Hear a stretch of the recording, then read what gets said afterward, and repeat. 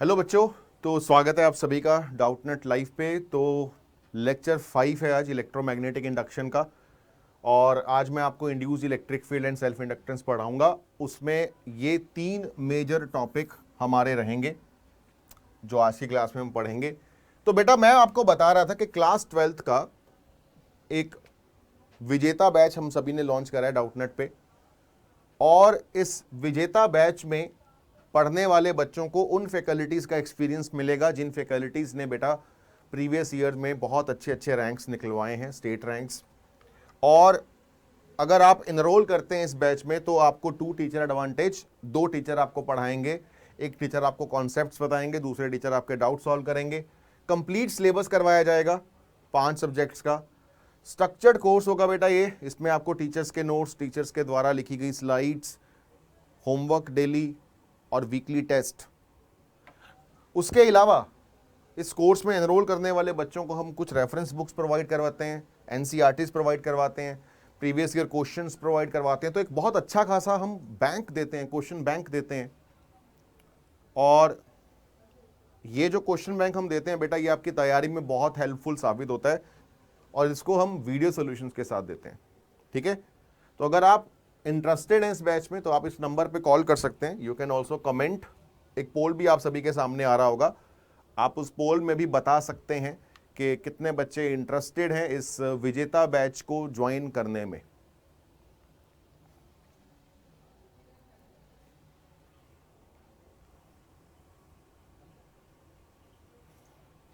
चलिए, तो क्लास की शुरुआत क्विज से करता हूं। क्विज के लिए रेडी सारे बच्चे? 2 सवाल है जो लास्ट क्लास में पढ़ाया था, उसी के बेसिस पे हैं 2 सवाल। ये रहा बेटा पहला सवाल, फैराडे लॉ और मैग्नेटिक फ्लक्स पे बेस्ड एक सिंपल प्रॉब्लम है, बट बहुत बार पूछी गई है ये प्रॉब्लम। इस तरीके की प्रॉब्लम्स करिए। 30 सेकंड का वक्त है बेटा आपके पास।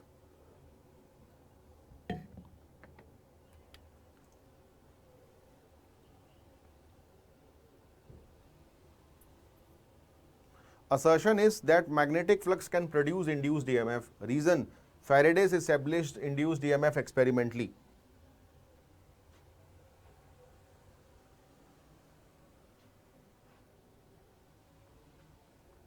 Question number 2. A thin semicircular conducting ring of radius r is falling with its vertical plane in the horizontal magnetic field. At the position m and q, the speed of the ring is v. The potential difference developed across the ends of the ring is. कितना potential difference develop होगा? Diagram आप सभी के सामने।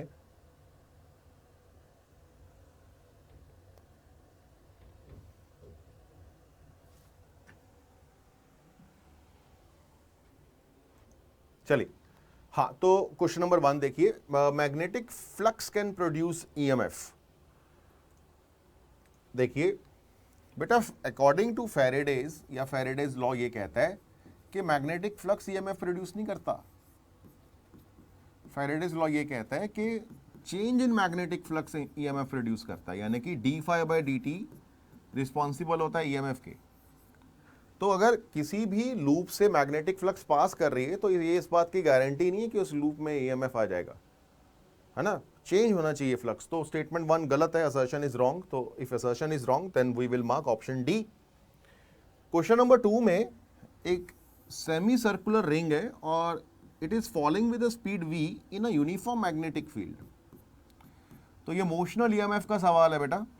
यहां पे सबसे पहला काम हमें क्या करना है, हम इस सेमी सर्कुलर रिंग के दोनों एंड्स को जोड़ देंगे और उस जुड़ी हुई एक वायर को, मतलब इस सेमी सर्कुलर वायर को रिप्लेस कर देंगे एक सिंगल वायर से जिसकी लेंथ 2r है, and it is moving with the speed of v in a uniform magnetic field. अब इसके अक्रॉस ईएमएफ लिखना आसान है। देखिए पहले मैं आपको डायरेक्शन का थोड़ा आइडिया देता हूं ईएमएफ की, यानी कि पॉजिटिव टर्मिनल किधर होगा, नेगेटिव टर्मिनल किधर होगा, उस चीज का। तो अपन अपने अंगूठे को वेलोसिटी की तरफ रखते हैं यार, और उंगलियों को मैग्नेटिक फील्ड की तरफ रखते हैं पहले। तो जब अंगूठे को हमने वेलोसिटी की तरफ रखा, उंगलियों को मैग्नेटिक फील्ड की तरफ रखा, तो ये हमारा जो पाम है, राइट हैंड पाम, ये उधर की तरफ पॉइंट कर रहा है। तो जिस तरफ ये पॉइंट करेगा उस तरफ हमारा पॉजिटिव टर्मिनल लगेगा बैटरी का। तो इसका मतलब है कि अगर आप यहां पे एक बैटरी लगाओ, विजुलाइज करो कि यार यहां पे एक बैटरी लगी हुई है, उस बैटरी का पॉजिटिव टर्मिनल राइट साइड होगा and the EMF of that battery would be BLV. Now what is the L? L is the length of this wire and length of this wire is 2R, तो ये बन जाएगा B into 2R into V. तो अपन देखो अब Q is at the higher potential and अगर यहां पे M और Q हैं ये दो पॉइंट्स, तो Q हायर पोटेंशियल पे है और कितना EMF इंड्यूस हो रहा है, EMF इंड्यूस हो रहा है BV into 2R. So this is the answer option D. ठीक है, option D is the answer. ठीक है, चलिए नेक्स्ट. अब हमें क्या पढ़ना है सबसे पहले आज की क्लास में आप सभी को मैं पढ़ाऊंगा इंड्यूस्ड इलेक्ट्रिक फील्ड. एक टॉपिक है इंड्यूस्ड इलेक्ट्रिक फील्ड, ये पढ़ाऊंगा बेटा. काफ़ी रेयरली ये दे रखा होता है किताबों में और काफ़ी इंपॉर्टेंट टॉपिक है और थोड़ा सा ध्यान से आपको अकल लगानी पड़ेगी इस टॉपिक को समझने के लिए. तो थोड़ा फोकस से इस टॉपिक को सुनना, मेरे वर्ड्स पे ध्यान रखना जो जो बातें मैं बोलूँगा. So first point is that according to Faraday, if flux is changing, flux को मैं phi से लिख रहा हूं बेटा, if flux is changing with time,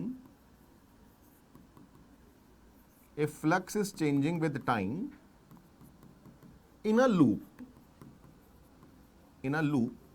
then EMF gets induced,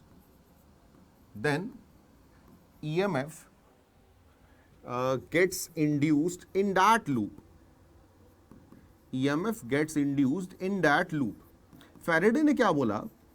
Faraday ने बोला कि अगर आप किसी लूप से EMF फ्लक्स चेंज करोगे तो उस लूप में EMF आएगा, यानी कि उस लूप में एक तरीके से पोटेंशियल डिफरेंस आएगा. उस लूप के अंदर एक बैटरी लग जाएगी और उस बैटरी की वजह से करंट भी फ्लो करेगा. तो एक लूप है, अगर उसको हमने मैग्नेटिक फील्ड में रखा and let's say magnetic field is changing with time, now I can say कि इस लूप में करंट आएगा. ये बात हमने बहुत पहले पढ़ी हुई है कि इस लूप में करंट आएगा और लेंज लॉ हमें ये भी बता देता है कि करंट कैसा आएगा, किस डायरेक्शन में आएगा. ये बात हमने पढ़ी हुई है. अब दूसरी बात मैं उठाता हूं करंट इलेक्ट्रिसिटी के चैप्टर से. ये बात मैंने कहां से उठाई है? ये बात मैंने EMI के चैप्टर से उठाई है, यानी कि इलेक्ट्रोमैग्नेटिक इंडक्शन के चैप्टर से. दूसरी बात मैं अब करता हूं एक करंट इलेक्ट्रिसिटी के चैप्टर की, और ये बात करी थी किसने? ये बात करी थी ओम ने. ओम का नाम आप सभी भूले नहीं होंगे, आपने करंट इलेक्ट्रिसिटी चैप्टर पढ़ा होगा और वहां पे आपने ओम्स लॉ भी पढ़ा होगा. ठीक है, अकॉर्डिंग टू ओम्स लॉ या फिर according to concepts of current electricity, if there is any current in a conductor,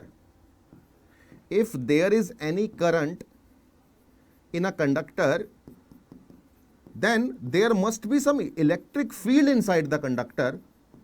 If there is any current in a conductor, then there must be some electric field inside that conductor. There must be some electric field inside that conductor.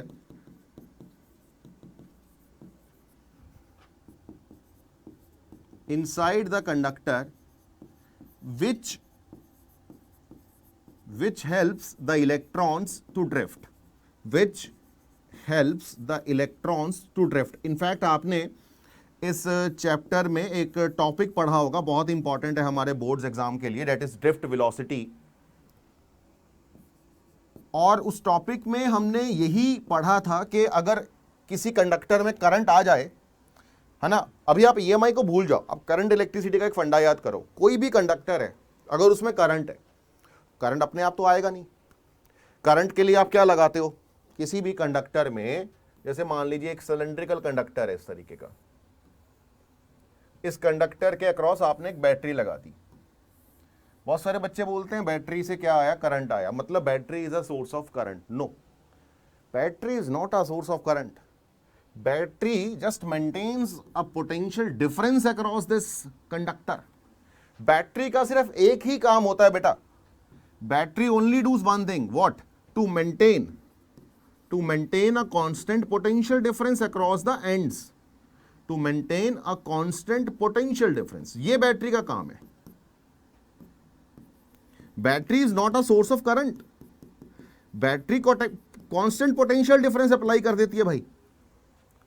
वो potential difference कितना apply करती है battery, जितना उसके across होता है। जैसे अगर आप मार्केट से 15 वोल्ट की बैटरी लेके आए, तो 15 वोल्ट की बैटरी क्या करेगी, वो 15 वोल्ट का पोटेंशियल डिफरेंस मेंटेन करके रखेगी, ये उसकी जिम्मेवारी है बैटरी की। और जब तक बैटरी जिंदा है तब तक 15 वोल्ट का पोटेंशियल डिफरेंस ही रहेगा उस कंडक्टर के अक्रॉस। तो वो करंट का सोर्स नहीं है। अब करंट कैसे आया फिर, ये तो सर आप बात गलत कर रहे हो। क्यों? क्योंकि जब बैटरी लगाते हैं तो करंट आता है, बिना बैटरी के करंट आता नहीं। तो बैटरी करंट दे रही है, बैटरी कोई करंट नहीं दे रही। बैटरी ने क्या करा, पोटेंशियल डिफरेंस लगा दिया। इस पोटेंशियल डिफरेंस की वजह से एक इलेक्ट्रिक फील्ड लग गई इसके अंदर। क्या लग गई? Electric field. वो जो इलेक्ट्रिक फील्ड अप्लाई हो गई इस कंडक्टर के अंदर, उस इलेक्ट्रिक फील्ड ने इलेक्ट्रॉन्स में भसड़ मचा दी। इलेक्ट्रॉन्स ऐसे ऐसे करके कोलिजन वोलिजन करके अब रैंडमली ड्रिफ्ट करने लग गए। मतलब एक इलेक्ट्रॉन मैंने थोड़ी देर बाद यहां पाया, वो बोलते हैं अपन ड्रिफ्ट, कि भाई ड्रिफ्ट कर रहे हैं वो उधर की तरफ। तो इलेक्ट्रिक फील्ड ने इलेक्ट्रॉन्स को मूव करवाया। इलेक्ट्रॉन्स का मूवमेंट ही करंट है। तो हम क्या कहेंगे कि करंट इसलिए आया था क्योंकि इलेक्ट्रिक फील्ड आई थी। करंट इसलिए नहीं आया था क्योंकि बैटरी लगाई थी। That is a very vague statement जो हम क्लास 10th में देते हैं, क्लास 10th में चलता है ना। लेकिन अब अपन 12th में है, 12th में थोड़ा सा हमें डीप जाके इस कंडक्टर के अंडरस्टैंड करना पड़ता है। आपने पढ़ा भी होगा करंट इलेक्ट्रिसिटी में, आई एम श्योर, ठीक है। मैंने पढ़ाया भी था आपको ये करंट इलेक्ट्रिसिटी में। Now if we combine these two laws, या if we combine these two chapters, यार अगर अपन ने एक बात ईएमआई से उठाई, एक बात अपन ने करंट इलेक्ट्रिसिटी से उठाई। अब जो फैराडे बात बोल रहा है, फैराडे कह रहा है कि भाई इस लूप में करंट आएगा, फैराडे ये बोल रहा है। फैराडे को थोड़ी पता कोई इलेक्ट्रिक फील्ड आएगी, उसने कुछ नहीं बोला ऐसा, ये तो अपन अब खुद बोलेंगे। फैराडे ने बोला कि करंट आता है। करंट इलेक्ट्रिसिटी के चैप्टर से ये बात प्रूव हुई थी कि करंट तब आता है जब इलेक्ट्रिक फील्ड आती है। तो इसका मतलब ये हुआ, इसका मतलब ये हुआ कि जिस रीजन में मैग्नेटिक फील्ड चेंज होती है वहां इलेक्ट्रिक फील्ड आती है, भले ही वहां लूप रहे या ना रहे, इलेक्ट्रिक फील्ड वहां पे पैदा होगी। So there is the third point which is very important. If I combine these two points, if I use the knowledge that I have gained from EMI's Faraday's law and the knowledge that I have gained from the chapter of current electricity, and if I combine these two knowledges, अगर मैं इन दोनों knowledge को अपनी जोड़ दूं बेटा, तो मैं ये कह सकता हूं, थर्ड पॉइंट एक नया बना सकता हूं। क्या? I can say combining point 1 and point 2, point 1 and point 2, I can say, we can say that in this region of variable magnetic field, in this region of variable magnetic field, in this region of variable magnetic field, some electric field will get induced. Variable magnetic field, some electric field will gets induced. कुछ electric field induce होगी ही होगी, will gets induced, and that electric field is called induced electric field. This electric field is called by induced electric field. बेटा ये electric field ना किसी charge की वजह से नहीं आई। जो आपने इलेक्ट्रोस्टैट्स में इलेक्ट्रिक फील्ड पढ़ी थी वो क्यों आई थी? वो चार्ज की वजह से आई थी। हमने स्पेस में चार्ज रखा था, उसने अपने इर्द गिर्द इलेक्ट्रिक फील्ड बिछाई थी अपनी। हमने पढ़ा था कि charge, stationary charges produces electric field, वो अलग इलेक्ट्रिक फील्ड है भाई, ये अलग इलेक्ट्रिक फील्ड है भाई। ये क्यों आ रही है, ये क्यों आई है पिक्चर में? ये इसलिए आई है, ये इसलिए आई है ताकि क्यों आई है? क्योंकि बेटा यहाँ पे मैग्नेटिक फील्ड टाइम का फंक्शन है, मैग्नेटिक फील्ड चेंज हो रही है, ठीक है। तो यार ये ना एक बहुत ही स्पेशल इलेक्ट्रिक फील्ड है, और ये आप शॉक हो जाओगे जब इसके रिजल्ट्स देखोगे। मैं अभी आपको इसके कुछ प्रॉपर्टीज बताऊंगा, यू विल गेट शॉक्ड कि यार ये क्या हो रहा है। जो इलेक्ट्रिक फील्ड हमने पहले पढ़ी थी उससे तो ये बिल्कुल भी मेल जोल नहीं खा रही है ना। देखते हैं क्या रिजल्ट्स हैं। चलिए, तो let's take a cylindrical region of magnetic field. कोई एक सिलेंड्रिकल रीजन है बेटा और उसमें मैग्नेटिक फील्ड ऐसे कुछ है, and let's just assume that this magnetic field is a function of time. ये टाइम के साथ चेंज कर रही है, इट कुड इंक्रीज और इट कुड डिक्रीज। मेरे को नहीं पता इंक्रीजिंग है डिक्रीजिंग है, I am just saying you के चेंज कर रही है टाइम के साथ, it is changing with time, ठीक है। अब मैंने इस रीजन में कोई एक रैंडम पॉइंट लिया, ये मान लीजिए सिलेंड्रिकल रीजन का सेंटर सी है, मैंने कोई एक रैंडम पॉइंट लिया। अब मेरे को तो पता नहीं कि इलेक्ट्रिक फील्ड किधर होगी, कितनी होगी, आई डोंट नो दिस, मेरे को कोई पता नहीं अभी इलेक्ट्रिक फील्ड के बारे में। तो मैंने ये बोला कि चलो मैं एज्यूम कर लेता हूं कि इस पॉइंट पे electric field has two directions. This is my assumption, ध्यान से बेटा, ये मेरी एजम्पशन है कि मैंने चलो मान लिया कि भाई ये जो मेरा एक रैंडम पॉइंट पी है स्पेस में, यहां पे इलेक्ट्रिक फील्ड की दो पॉसिबल डायरेक्शंस हैं। जैसे अपन दो पॉसिबल डायरेक्शंस वाई एक्स में दिखाते हैं, वैसे ही इन सर्कुलर कोऑर्डिनेट्स में या पोलर कोऑर्डिनेट्स बोलते हैं इनको, यहां पे हम दो डायरेक्शंस दिखा सकते हैं, one is along the tangent and one is along the radius, right. जैसे कि अगर एक सर्कल बना लूं मैं एक, तो इस सर्कल के टेंजेंट एंड इस सर्कल के towards the centre electric field could have these two directions. I don't know कि इलेक्ट्रिक फील्ड कितनी है और किधर की तरफ है, तो मैंने मान लिया कि लेट्स जस्ट अज्यूम कि इलेक्ट्रिक फील्ड की दो डायरेक्शंस हैं, एक टेंजेंशनल है, एक टुवर्ड्स द सेंटर है, उसको अपन रेडियल इलेक्ट्रिक फील्ड बोल सकते हैं, ठीक है। अब अगर मैं इस रीजन में यानी कि इस रीजन में यानी कि इस वॉल्यूम में, स्फेरिकल वॉल्यूम में गॉस लॉ लगाता हूं, if I apply Gauss law for this region, Gauss law क्या कहेगा, गॉस लॉ लगा के देखते हैं। गॉस लॉ कहेगा कि जो फ्लक्स होगी भाई that is E vector dot D S vector, वो होगी net charge enclosed in this region upon epsilon naught. And I hope आप सभी को गॉस लॉ याद है। ये गॉस लॉ होता है यार, इसका इंटीग्रेशन आता है यहां पे ओवर द सरफेस, ये गॉस लॉ होता है। नाउ मैंने जो पॉइंट लिया है उस पॉइंट पे मैंने इलेक्ट्रिक फील्ड की दो पॉसिबल डायरेक्शंस बनाई हैं, one is E R and other is E T, ठीक है। तो ई आर का डॉट प्रोडक्ट करेंगे जब डीएस वेक्टर से, let me draw a DS vector also, this is a DS vector, as you all know DS vector is just perpendicular to the surface of the Gaussian, perpendicular to the Gaussian surface. तो DS vector का direction इस radial vector के direction से opposite होगा, just radial वाली direction जो होती है वो परपेंडिकुलर डायरेक्शन ही होती है। तो डीएस और ईआर के बीच में एंगल कितना होगा, 180 डिग्री का, और डीएस और ईटी में एंगल कितना होगा, 90 डिग्री का। तो देखो जब अपन गॉस लॉ लगाएंगे तो मैं इलेक्ट्रिक फील्ड क्या लिखूंगा, मैं कहूंगा कि इलेक्ट्रिक फील्ड सम होगा रेडियल प्लस टेंजेंशनल का वेक्टर सम, और इस इलेक्ट्रिक फील्ड का डॉट प्रोडक्ट करूंगा डीएस के साथ, इंटीग्रेशन ओवर द सरफेस, ये बराबर होगा net charge enclosed by epsilon not के, राइट, ऐसे ही लिखूंगा। Now E T dot DS तो जीरो है, आई नो दिस, क्यों, क्योंकि ई टी और डीएस में एंगल 90 डिग्री का है, तो इन दोनों में जब डॉट प्रोडक्ट करेंगे तो जीरो आएगा। जैसे अगर हम खोल दें इस डॉट प्रोडक्ट को तो हमें मिलेगा क्या, E R dot D S यानी कि E D S cos theta which is 180 degrees plus E T D S यानी कि E T D S cos 90 degree is equal to charge enclosed by epsilon naught. ये मिलेगा मेरे को। मैं ये कह रहा हूं बेटा कि ये टर्म तो डेफिनेटली जीरो है, डजंट मैटर इलेक्ट्रिक फील्ड कितना हो, it is zero. Why it is zero, because the angle is 90 degrees, right. Now come to this, ये देखिए बेटा यहां पे क्या आएगा, minus E R D S, ये आ गया इंटीग्रेशन, ठीक है, ये आ गया।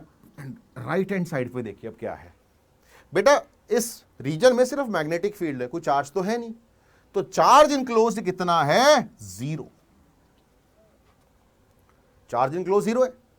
अब देखो अगर चार्ज इनक्लोज जीरो है मतलब राइट हैंड साइड जीरो हो गई, फ्लक्स जीरो होगी, फ्लक्स जीरो है, फ्लक्स किसकी वजह से आएगी, अगर आएगी तो ईआर की वजह से आएगी, यानी कि radial component of electric field की वजह से आएगी।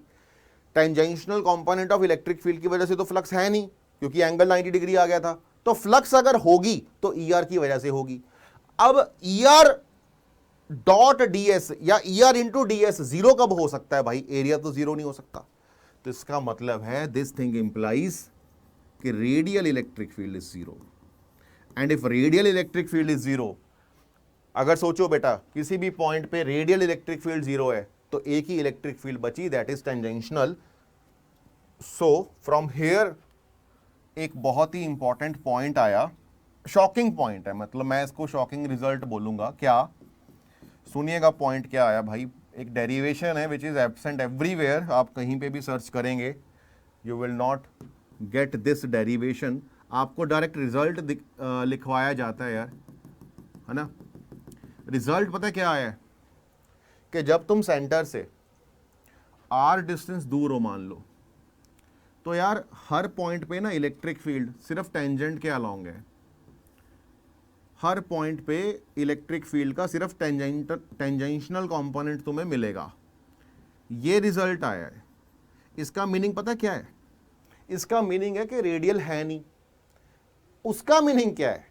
अगर हर पॉइंट पे electric field tangent to the surface है तो इसका मतलब है भाई कि electric field lines are circular loops. This means that electric field lines are circular loops. मैं लिख रहा हूं यहां पे EF lines are circular loops. ये सर्कुलर लूप्स हैं भाई. क्या है ये? Circular loops. And this is the shocking result जो मैं आपको कह रहा था. ये वो शॉकिंग रिजल्ट है. तुमने जितनी भी जो तुमने इलेक्ट्रिक फील्ड पढ़ी थी इलेक्ट्रोस्टैट्स में, उसमें इलेक्ट्रिक फील्ड लाइंस कैसी होती हैं?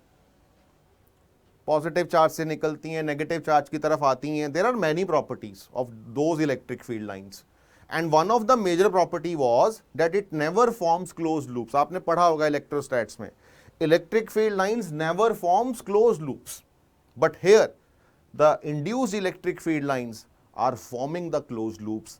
This is the biggest difference between the induced electric field and the normal electrostatic electric field. First point. This is the first shocking result that we get. Now, second, जो इसी से आता है, second ये आएगा कि this induced electric field is non-conservative in nature. This induced electric field is non-conservative in nature. ये nature wise non conservative है. देखो उसका रीजन बहुत सिंपल है. If electric field line is making a closed loop, if these are the electric field lines, let me make some electric field lines बेटा. These are the electric field lines, है ना. ये electric field lines हैं और अगर ये close loop में बन रही हैं तो किसी भी चार्ज को अगर हम क्लोज लूप में लेके जाएंगे इन दिस इलेक्ट्रिक फील्ड तो क्या होगा? The work done would be non zero. And one of the important points in conservative field was, कोई भी फील्ड कंजर्वेटिव तब होती है जब क्लोज लूप में टोटल वर्क जीरो नहीं होता. लेकिन यहां जब क्लोज लूप में वर्क जीरो होता है, सॉरी उल्टा बोल दिया मैंने, कंजर्वेटिव में क्लोज लूप में वर्क जीरो होता है लेकिन यहां जीरो नहीं होगा. क्योंकि देखो अगर बेटा इलेक्ट्रिक फील्ड एक सर्कुलर लूप है तो अब मान लो आप एक चार्ज को इस लूप के अलोंग लेके जा रहे हो, तो चार्ज की स्मॉल स्मॉल डिस्प्लेसमेंट्स चार्ज के ऊपर लगने वाली फोर्स के अलोंग है. जैसे कहीं पे भी आप डिस्प्लेस करवाओगे इस सर्कल पे तो फोर्स और डिस्प्लेसमेंट में एंगल हमेशा 0 डिग्री का बनेगा या 180 डिग्री का बनेगा. तो अगर फोर्स और डिस्प्लेसमेंट में एंगल हर जगह बेटा 0 डिग्री या 180 डिग्री है तो ऐसा पॉसिबल ही नहीं है कि फोर्स डॉट ds का इंटीग्रेशन यानी कि वर्क टोटल जीरो आ जाए. it would definitely be non zero. And if it is non zero तो इसका मतलब ये हुआ कि ये एक ऐसी फील्ड है जिसका work along a closed path non zero है. तो भाई ये नॉन कंजर्वेटिव है, ये कंजर्वेटिव नहीं है. क्योंकि इलेक्ट्रिक फील्ड अगर होती कौन से वाली जो मैंने इलेक्ट्रोस्टैट्स में पढ़ाई थी आपको, तो वो फील्ड तो जीरो वर्क देती है क्लोज लूप में. ग्रेविटेशनल फील्ड भी जीरो वर्क देती है क्लोज लूप में, उसको भी कंजर्वेटिव बोलते हैं. बट बेटा ये जो इंड्यूस इलेक्ट्रिक फील्ड है, this is not a conservative field, this is a non conservative field. This is a non conservative field, right. So this is the very very important point about this electric field. Now let's just find out the magnitude also, है ना. इसका magnitude भी निकालते हैं. अभी तक तो हमने इसकी नेचर की जानकारी ली है कि भाई कैसी नेचर है, क्लोज लूप्स हैं, नॉन कंजर्वेटिव है, वगैरह वगैरह। Now let's just find out the magnitude also. आ जाएगा बहुत इजीली, देखिए कैसे। मान लीजिए दिस इज द सेंटर, तो सबसे पहले मैं आपको अंदर वाले किसी पॉइंट पे निकाल के बताता हूं बेटा। तो मान लीजिए मैंने एक लूप ले लिया, यहां पे कंसीडर कर लिया, ठीक है। अब इस लूप से कुछ फ्लक्स पास करेगा, आई नो दिस, फ्लक्स पास करेगा। That flux can be written as बेटा magnetic field into the area of the loop, that is B into pi are square. And I can also say that कि D phi by D T जो होगा बेटा वो EMF के बराबर होगा। EMF को अब मैं लिख सकता हूं E vector dot D R vector.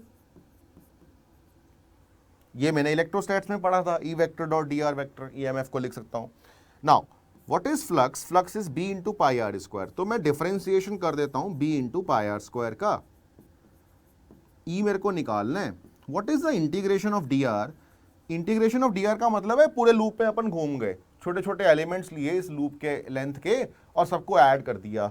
So integration of D R would be 2 pi R, 2 pi small R. इधर क्या बनेगा? अब देखिए रेडियस चेंज थोड़ी हो रहा है, रेडियस तो अपन कंसिडर कर रहे हैं, वो तो बाहर आ जाएगा, लेकिन बी चेंज हो रहा है। तो लेफ्ट हैंड साइड पे पाई आर स्क्वायर बाहर आ गया और D B by D T बचा। राइट हैंड साइड पे आया electric field into 2 pi r. So एक आर से आर कैंसिल हो जाएगा, पाई से पाई कैंसिल हो जाएगा। Electric field that you will get here is R by 2 into D B by D T. This is very very important, direct numericals आते हैं बेटा इस पे, very very important. And this result is only valid for inside points. ये बात आप याद रखना, ये सिर्फ इनसाइड पॉइंट्स के लिए वैलिडेशन है,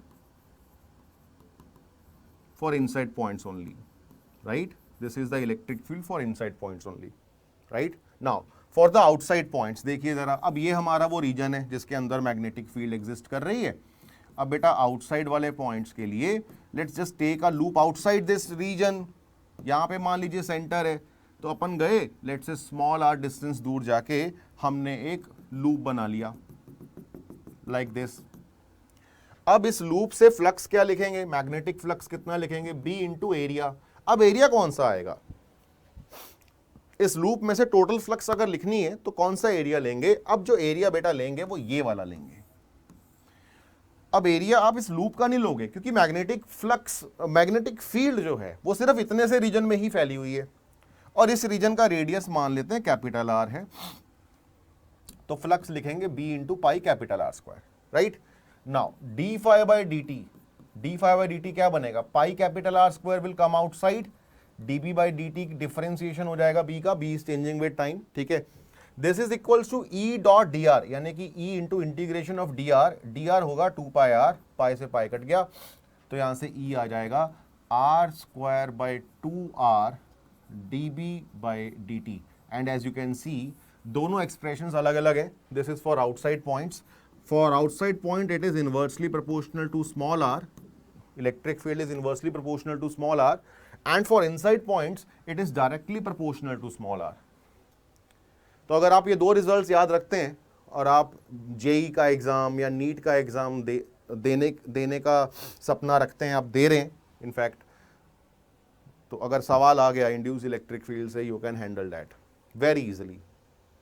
you know the expression of electric field, B दे रखा होगा आपको क्वेश्चन में कि बी कैसे चेंज हो रहा है।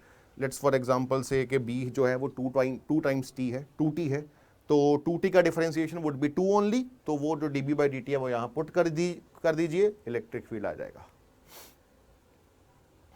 ठीक है। This is the way to find the induce electric field. चलिए अभी एक क्विज कर लेते हैं फटाफट, इंड्यूस इलेक्ट्रिक फील्ड पे ही है बेटा क्विज, क्विज नंबर 2 आज की क्लास का, और ये रहा उसका पहला सवाल। करिए ध्यान से देख के करिए बेटा, अभी पढ़ाया है आपको, जस्ट बस क्वेश्चन पूछ रहा हूं आपसे, 30 सेकेंड्स का वक्त है।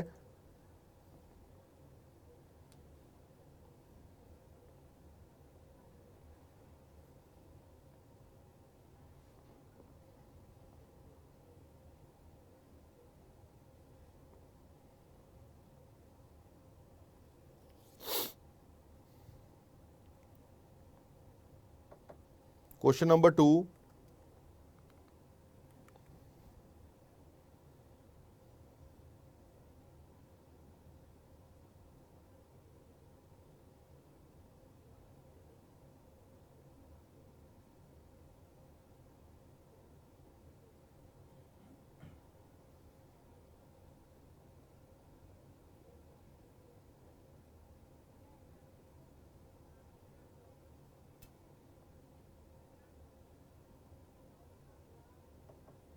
चलिए एक एक करके दोनों क्वेश्चंस करते हैं जी। तो क्वेश्चन नंबर 1 क्या है, उसने इस आउटसाइड वाले पॉइंट पे पूछा है कि इलेक्ट्रिक फील्ड कैसा होगा। So we know that it decreases as R increases, क्योंकि अभी अभी हमने देखा है रिजल्ट, ये देखिए for outside points as you can see कि E is inversely proportional to small r, so as r increases the electric field decreases, right. तो पहले का आंसर बी हो जाएगा। क्वेश्चन नंबर 2 क्या है कि the work done by a charge in a closed current carrying loop is non zero. Induced current मतलब EMI वाला current. Induced electric field is non-conservative in nature. The assertion is right, the reason is right, and they both are explaining each other very well. So we will go with option A. अभी भी पढ़ाया बेटा आपको कि ये electric field क्योंकि non conservative है, इस वजह से work done along a closed path जो है वो जीरो नहीं आता बल्कि नॉन जीरो आ जाता है। वही लिख रहा है ये, the work done by a charge in a closed loop induced current carrying loop is non zero. ठीक है, so this is the reason कि इस क्वेश्चन का आंसर ऑप्शन ए होगा। ठीक है जी, चलिए अब हम मिलेंगे नेक्स्ट क्लास में, और नेक्स्ट क्लास में आप सभी को मैं पढ़ाऊंगा जी सेल्फ इंडक्टेंस का कॉन्सेप्ट। ठीक है, चलो बेटा नेक्स्ट क्लास में मिलेंगे, बाय बाय, थैंक यू।